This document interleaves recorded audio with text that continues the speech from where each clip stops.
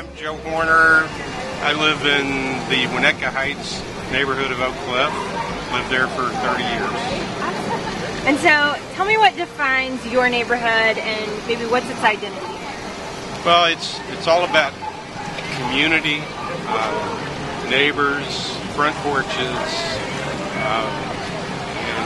and that's what drew us to the neighborhood. That's what keeps us there.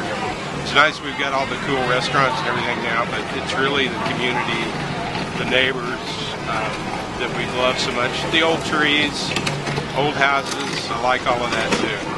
So would there be, it sounds like you like a lot about your neighborhood, would there be anything that you'd want to improve?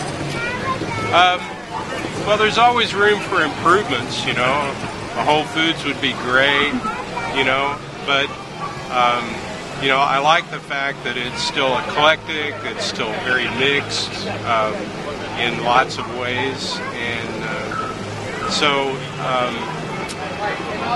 in terms of improvement, I think slow, controlled improvement is a great idea. I love the fact that we're trying to implement, keep it as it grows, keep it friendly to pedestrians and bicyclists. That's another big thing that I'm hoping that as we improve, we'll continue to make it accessible as it is today. Yeah. And so, would you mind telling me a story about a place or maybe an event that you believe captures the character of your neighborhood? Yeah, recently our neighborhood does once a year thing that we call Night in the Heights, and it's a thing that benefits the neighborhood and a charity, and it's basically a progressive dinner where 3 houses volunteer to provide some food and drink for neighbors that are willing to pay to go to this event. And this year it was just absolutely stupendous. We had Cuba with they brought in some 50s cars and put them out in the front yard, and they had gaming tables and Cuban ethnic food, and then the next one was Tahiti.